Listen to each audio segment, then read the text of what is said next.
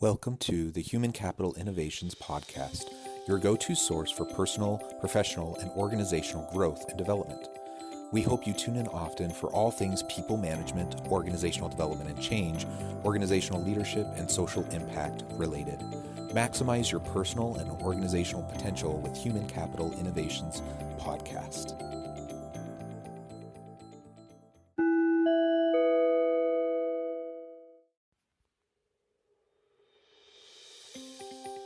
Welcome to the Human Capital Innovations Podcast.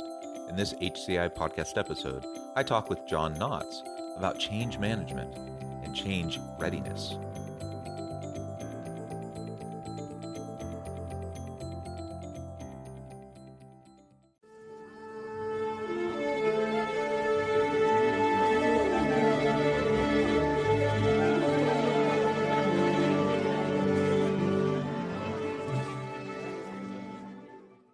John Knotts, welcome back to the Human Capital Innovations Podcast.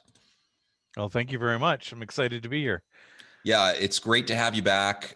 You reside in Texas. So before the interview started, we were just catching up and talking about all of the challenges that you've been facing. Not only, like everyone else in Texas who's been dealing with the freeze and water damage and frozen pipes and being without electricity and running water and everything. But you run a horse farm. And so trying to manage all of that with while taking care of 40 horses is an extra level. Like you've leveled up to the next challenge of Jumanji, I think, in terms of what you've been dealing with. But I'm glad you and your family and your horses are all healthy and safe. And it's great to have you back. A couple of weeks ago, we talked about silos and how to effectively collaborate, given that organizations often develop those silos. Today, we're going to focus on change management and change readiness. I know that's a topic that both of us have a lot of background and passion for, and so I think this will be a lively discussion. As we get started, I just wanted to share John's bio with everyone again and invite you, if you haven't caught our previous episode together, you can look on the back catalog. It was just a couple weeks ago, and that was a great discussion. John Knotts is a coach and consultant with over 30 years of experience in military, nonprofit, and commercial leadership coaching and consulting. Extensive background as well in strategy, change, process, leadership, management, human capital, training and education, innovation, design, and communication. He is a 21-year Air Force veteran, a former consultant with Booz Allen Hamilton, and was a strategic business advisor for Fortune 100 company USAA. John owns his own coaching and consulting business, Crosscutter Enterprises, and his wife and he own a 100-acre horse farm with 40 horses. So again, what a wonderful thing, but also a challenge, particularly during a pandemic and during a crazy once-in-a-generation freeze in Texas. So welcome back, John. It's interesting because you want to talk about change. And this is all about change. What is happening here? So, I mean, when you really look at the grander scheme of what has occurred in Texas. So every single county in Texas went under a winter, storm warning. And as people have probably seen, and this is even going, global, because I have a lot of connections that are across the pond, and people are seeing what has happened. And basically the electrical companies and the governing organization ERCOT were not ready. They were not ready for what was going to happen. And when it happened, they jumped to change management. So this is a perfect example of why change readiness is so important to an organization, because sometimes changes occur so fast that you can't manage them. And then the way that you do manage them makes big mistakes. And we've seen this with the pandemic and what happened last March, like a year ago. And when they just decided, we're just going to make everybody work from home. And if you're not ready if your organization doesn't have that readiness gene, you're going to try to manage that along with everything else that's going on, and you're going to collapse. And they say that we were 4 seconds away from a total collapse of the electrical system across Texas, which would have put us in a blackout for the next 2 to 3 weeks. That's crazy. And Yeah, that is and crazy. I don't know if That's you've even heard. more crazy than how it's been, right? Yeah, so I don't know if you've heard, but like the board members are all resigned. Several of them didn't even reside in Texas. But yeah, there's so many things that when you think about managing change, and I've been talking about this for a long time, and I know you have too. And as a matter of fact, a little plug for you. Got your book. So Oh, why, thank you. yeah, so I started reading it. I particularly jumped to the chapter on toxic leadership. Probably another opportunity for us to speak, but yeah, chapter 10, avoiding toxic leadership. That's a big, you know, a big area for me. But yeah, so change management, change readiness. This is a fantastic topic. I love to talk about this. Yeah, and you absolutely point out the excellent example that we have just recently in Texas, also this past year with the pandemic. Both of those have been these. I mean, we can't see the future. We don't know what's going to happen, and so we don't know what the next big existential crisis is going to be for our organization or for our personal lives. Yep. But we do know that there will be change events and pressures that will be put upon us. And so it's about being prepared, it's about being ready for when the unforeseeable does occur. It's Yes. unforeseeable because we don't know exactly what's going to happen, but it is foreseeable that we know something will happen, right? Yep. And you're absolutely right. With the pandemic, most organizations had no remote work plan in place. They didn't have any sort of contingency plans for how to flip the switch and move immediately into a virtual workforce, and how to deal with the lockdowns and the shutdowns and everything. Now, should we have expected everyone to be prepared for that? Probably not, because this is a once in a century pandemic. But Mm. we I'm going to should. challenge you on that, John. But well, yeah. I mean, I think we should be prepared. Can we Can know you that a once could in you a have predicted that? No. Nobody. exactly, I nobody mean, could have predicted it. unless you're But unless you're gay, Bill Gates yeah, or something like that. but it's not like it was out of the realm of possibility that a Right. pandemic could hit, and it's certainly not out of the realm of like the direction technological disruption has been taking us anyways. Yep. So it definitely would have been advisable for organizations to be more prepared, and there was possibility to be prepared more than most people were. And Yes. same thing with the situation in Texas. There are elements to the situation that were foreseeable, even though this once in a generation freeze, was not necessarily something anyone saw coming, right? Yeah.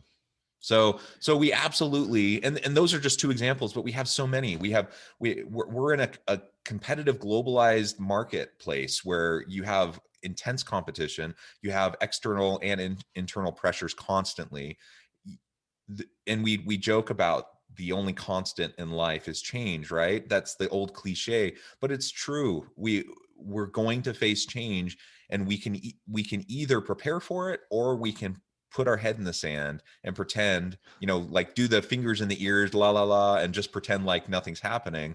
But then we're just being reactionary rather than proactive and having a strategic approach to how to deal with the change that's Well, and coming. that's the reason why I've been so adamant about the concept of change readiness. So so I'm certified change manager through ProSci. So I know AdCar. I can get on a project and manage the change.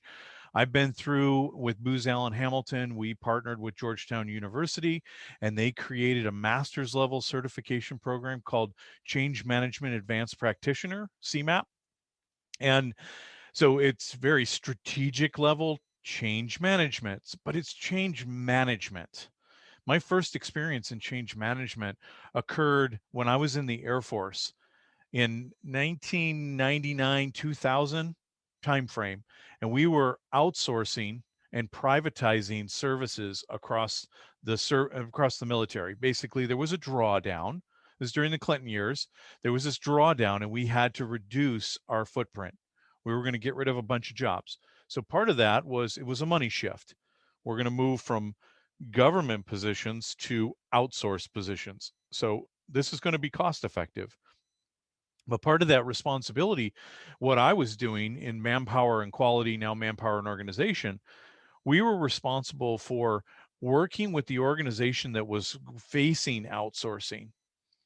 And our job was to create the most efficient organization, what they call an MEO, out of their organization. So basically, we threw out all of the rules and everything, and we said, okay, we're going to restart this whole approach and look at how do we operate as efficiently as possible. And then they'd have people that were putting in for requests for proposal, they were putting in their proposals, and we would compete against the lowest bidder. And they had to beat us by 10%. And we were working on this one, major one with civil engineering, and we lost. And I was in Germany at the time, so you were dealing with the German Works Council, you were dealing with the German government, and we had German employees that came into our office and literally threatened to come and blow us up. We had the German Works Council and their police force come in and commandeer all of our computers. And I got my first taste of what change management really is all about when that happened. But what I've realized over the years is that we're so focused on, well, when we change, we'll manage it. But if you really want to run an organization the way that you need to do it, you need to develop this, almost like it's part of the culture, this mindset of we're ready, we're always ready for changing. And the question is how do you actually do that? Yeah, I think that's exactly right. We talk a lot about various cultural characteristics, and we talk a lot about inclusion and belonging. We talk a lot about empowering and engaging cultures, and trying to create a learning organization and a culture around innovation, right? These are the types of things we often talk about. One of the things we often miss in that discussion about culture is change readiness, and just having an agile mindset and a flexibility mindset as an organization. And if you're continually learning and you're continually growing and you're continually trying to innovate, I think it comes naturally that you're also going to be more open to change, because it's part of the growth process, right? That if you're not changing, you're not growing, you're not learning, right, and you're not developing, right? Right. But we all know that most people have a natural kind of psychological resistance to change. They want things to stay the way they're used to, and some of that's self-protective, and it's fear and whatever. But it's also just kind of human nature that we just kind of like our comfort, and we like certainty, or even the illusion of certainty. And so then we just kind of get stuck in a rut, and we're happy with it. Those are the organizations, though, that are never going to be prepared for the big external events that happen.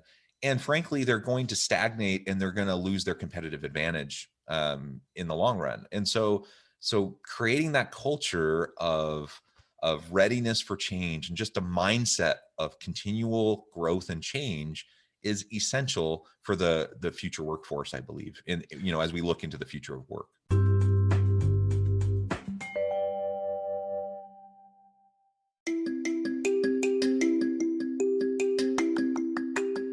I'm excited to announce the publication of my new book from HCI Press, Bluer Than Indigo Leadership: The Journey of Becoming a Truly Remarkable Leader.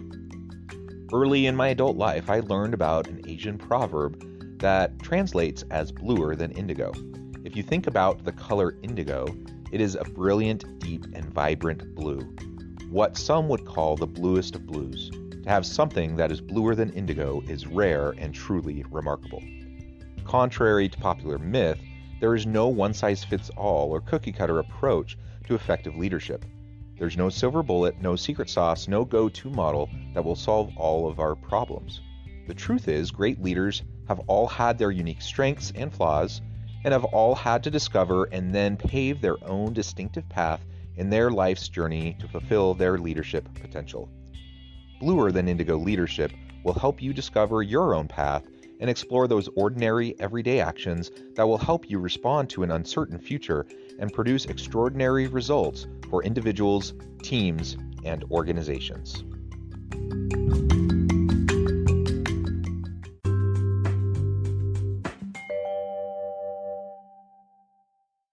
So what you hit the nail right on the head there is what are we dealing with when it comes to change? We're dealing with resistance to change. And who are we? So I can change a process, I can change an IT system, I can change the organizational structure. That is simple. It's a one and done thing. But what you really are doing and dealing with in change is our individual resistance to that change. And when I think about an organization and the reason why you have this significant resistance to change in an organization is because the people are not ready for change. And that's where I think the real rub is happening. And as you said, in business today, it's not necessarily that change happens. It's changes today are happening way more than they used to. You know, back maybe 10, 20 years ago, yeah, change was occurring, but these were large, well thought out changes that, strategic transformation, organizational realignment, stuff like that. But now, because there's a disruption in the industry, and I don't know if you've ever seen that, the speed of change video that they always update. They talk about like radio. It took 38 years to reach 50 million people, and the iPad took 1 year to reach 50 million people, and Facebook, they reached 100 million people in 9 months. I mean, when you look at some of that crazy, that's speed of change. And when stuff like that's happening, you can't manage it anymore. It's happening so fast. And, this pandemic and the fact that over a 2-week period, pretty much the entire world went to work from home. Okay. And, layoffs occurred and just all this stuff happened. And then what happened here in Texas and some of the other states, not as, aggressive, because this was an entire state thing on a central grid. It's just a Texas grid. So there was a big difference. But these changes are occurring so quickly. They, if trying to management, you're like, oh, well, all right, I'm going to bring a change manager in on this. Oh, it already happened. It's a week now. Like nobody's going to manage this thing. They're now trying to recover from it. So when I think about change management, I like to use the analogy of how would you plant grass? So you've got just a weed filled yard in front of your house, and maybe you had a tree that was there and the tree was dying and you cut it down, and now you've got the exposure to the sun, but it's just kind of dirt and weeds, but you want to get a nice lush lawn. So what do? Do you just take some seeds and throw it out there? No, because you still got all the weeds and the ground is hard. What you're going to do is you're going to pull out all those weeds. You're going to till up that ground a little bit with a rake or even a tiller. And then, so you're going to prepare things, and then you're going to sow your seeds and wait for that beautiful lush lawn to occur. You might even put down some topsoil, and you might put in some manure and, all these things. That is the act of preparing for change. So I could have just thrown the grass out there and I would have got change. I would have a weed-filled grass lawn. and all the problems and all that stuff would happen. That's managing. Or I can do all the things, I can do the extra work ahead of time, and I can throw out the seeds, and I'm going to get a really good lawn. And that's what business change is all about. So I I- like to think about things from the ad car perspective, because they're the ones who created basically change management, right? yeah. ProSci has been around for a long time. Now we have the Association for change management professionals. I've worked with them on developing their initial body of knowledge.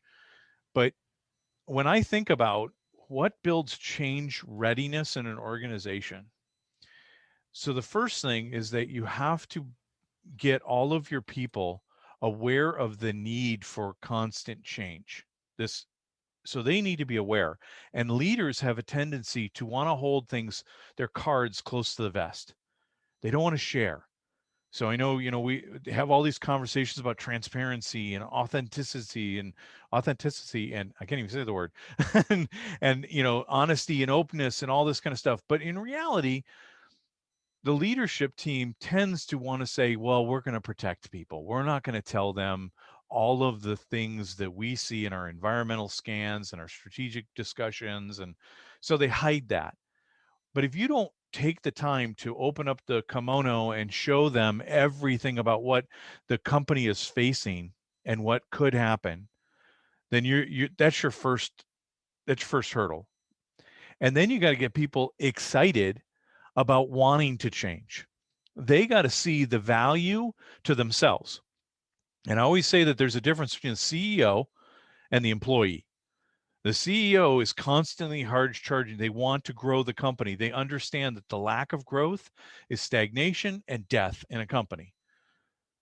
But the employee looks at, I'm getting paid for a job, and you want me to do this in my job for the same amount of pay, and I don't want to do that. Change resistance, right? So this guy wants to go like this, and these guys want to stay right there. And so there's this mindset, this is the CEO versus employee mindset, that you're in this constant fight with your employees that don't have the desire to actually change. They don't want to grow in the company because growth means more work for me, more complexity. And unless I'm being benefited, so there's ways to, obviously build that desire and give people a share of the profit and bonuses. And, there's a lot of ways to incentivize that behavior. But you have to, you need to educate and make them fully aware, and then give them the reason why they would want it to do it. The what's in it for me. Everybody's tuning in to WIIFM. So, we want to see, this is what's important to me. But I think the biggest thing and it kind of falls into the knowledge and the ability perspective. So from a knowledge perspective, I know how to do my job. I turn widgets. I'm cranking on this machine, whatever it is, that's what I do.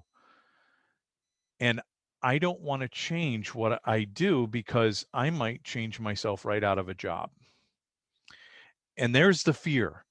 Because we all say, and we've seen the cartoons, we all say we want change, but we don't want change done to us because we're afraid of what Exactly. is going to happen. So to be able to actually build and this ability for people to change and to actually seek out changes, and this is where you really start to flip the whole model, and change readiness really gets crazy, is that when you start educating your people on what I refer to as business transferable skills. They don't have to be experts, they don't have to be certified, but you teach them about things like process improvement, data and analytics, project management, program management, change management, strategy, leadership, even just management itself. You start to give them more of an understanding of these skills that no matter what job you're in, apply. So you might be working in a mailroom sorting letters, And we're going to come in and we're going to change, and we're going to say, you know what, we can do this with a machine. And that person's like, well, oh, can't do that. That's going to get rid of my job and I can't go anywhere else in the company. But if your mindset is, I've got all of these skills and I can see that if we were to bring in this Pitney Bowes machine and it would automate what I do, and I don't need to do that anymore. I can do something else and I'm save the company a lot of money. I'm going to go to my boss and I'll be like, hey, why don't we do this? And they're going to be like, that's a great idea. And oh, by the way, you have all the skills to be able to move to another opportunity in this company, maybe even managing the overarching function of mail sorting. It might become very strategic. And that's where I think that's where the biggest shift in companies can occur, is when you really get the knowledge and the ability. And people, what happens then is that they start identifying it, and then you just, we talk about empowerment, but I don't think anybody really understands what empowerment is. Empowerment is, I am giving you the authority to make the change. And you just come to me and tell me what you need. Like, I'm going to need $50,000 and I'm going to save, 2 million. Okay, here's your 50 million or your 50,000. Yeah. Save me some money. And they're not afraid to do it. And that's what we deal with, is fear. Yeah, that's absolutely right. So on the employee side, you have this psychological resistance to change, all the things you've been identifying and discussing. I think the other major component comes back to something you were saying a few minutes ago, and that is that readiness for change requires us to put in work up front. Yes. It requires us to think sustainably, and it requires us to get outside of the short-term orientation, because we might be investing in readiness for change. Like, take the pandemic, for example. Like, a company that was prepared for that had been laying the groundwork for that kind of a transition for years. And a lot of that time and effort and money was not something that they saw immediate returns on. Right. And so we have to have a mindset towards, we recognize the necessity for preparation. We understand we need to help our people to develop the transferable skills, like you're talking about, break down the cognitive and psychological resistance to change. But as a administration, as a executive leadership team, we need to also promote a culture of preparedness and sustainability and long-term orientation. Otherwise, we're not going to be able to put in the time and the effort to structurally put in place readiness mechanisms, right? Right. For when change needs to occur. And so I see it happening on both sides. In many organizations, they're just so focused on short-term earnings and just all of those immediate Yep. types of indicators. And so, of course, they set aside these things that might pay off in the long run, but we're not gonna probably see any benefit from it right now. Yes. Well, the saying is, we never fix our roof when the sun is shining. That's absolutely right. So I think this has been a great discussion, John. And we've just scratched the surface. There's so much more. You've mentioned there's various change management methodologies that are out there that people can get trained in, that go way in depth, that help you to develop the skills. But even on just kind of the high level, I hope everyone listening can recognize the necessity for being prepared. The readiness for change discussion is one that we should all be having in our organizations on a regular basis. And we need to be thinking about, how do we create a growth culture and a change culture, a readiness culture within our organization, from the executive C-suite level all the way down to the line employees, so that we can be truly prepared for the inevitable change that's going to be thrust upon us. Yes. We don't know exactly what it's going to be or what it's going to look like, but we know it's going to happen. And so we better be ready for it. I think that's the biggest challenge that businesses face, is that they don't have the long view. They don't nine out of 10 businesses do not have a formal, written plan. And those that do, out of, that 1%, they are the people that have a plan that they don't follow. It just sits on their computer. We created it and it looks really good. We have words on the wall that talk about who we are and what we do, but we don't actually use it on a day-to-day basis. There's no goals that are being, managed to. There's very few companies that actually do that. And that's just one of the long game mentalities that businesses don't have. So when you think about change readiness, when you think about disaster preparedness, when you think about anything, you're investing in the future and you're trying to build something that you're not going to see an immediate result with. And we're in an Amazon world where everything's getting delivered by drones the next hour. So where's my result? Where's my return on investment? Well, your return on investment's going to come. It just takes a little bit of while, but the return on investment is going to so outweigh what you actually invested, and it's going to make everything so much easier for you in the long run. Absolutely well said. With that, John, I know we're short on time, but before we close today, I do want to give you a chance to share with listeners how they can get connected with you, find out more about your business, your book, and then just give us the last word on the topic on readiness for change, and we'll wrap up for today. Well, so the first thing I would say is that this effort is a challenge. You got to go through this, and it helps to have an assistant to do that. And I've worked with many companies in helping them develop this kind of approach, whether it be in continuous improvement, strategic planning, change readiness, employee engagement. We could go on and on about that one too. But there's always this, there's a lot of things that need to be done, and people just don't know how to do that. As a matter of fact, there is no change readiness certification out there. Maybe we get together and create some. I don't know.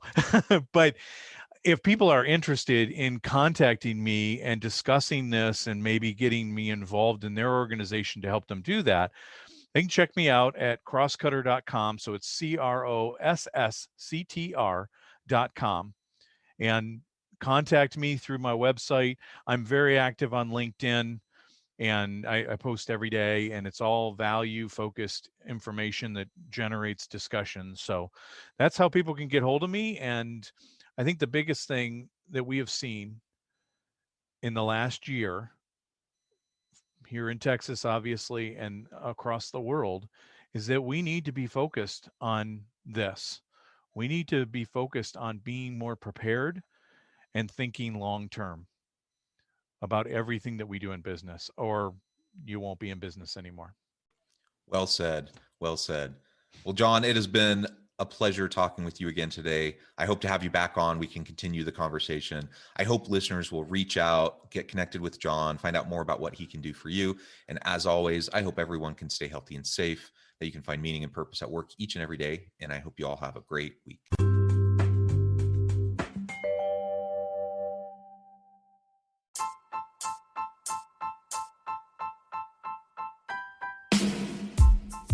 The alchemy of truly remarkable leadership. Ordinary, everyday actions that produce extraordinary results. Consider how the nature of work has shifted over the past 50 years. With increased globalization, rapid technological advancement, and the shift in economic composition, the average job of today looks very different than the average job of 50 years ago. What will the jobs and organizations of tomorrow look like? Moreover, what does this all mean for organizational leaders? What are the core competencies and capabilities of organizations and their leadership that are prepared for continued disruption and geopolitical and socioeconomic shifts? Regardless of what the future holds, increasingly, leaders need to be socially minded, data-driven, decisive, champions of talent, and disruptors of the traditional notions of leadership, teams, organizations, and work. The alchemy of truly remarkable leadership will help you to explore your own leadership competencies and capabilities and consider ways to apply and implement them into your workplace and personal life.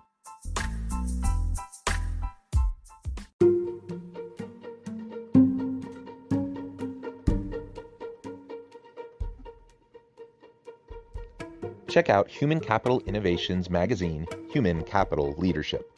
Human Capital Leadership is a free, interactive e-magazine with the mission to help individuals, leaders, and organizations find innovative approaches to maximize their human capital potential. We publish issues quarterly in August, November, February, and May. Take a look at the latest issue and let us know what you think.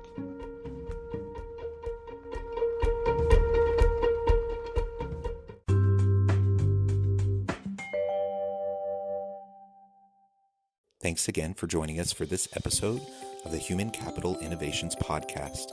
I hope you stay healthy and safe and that you have a great week.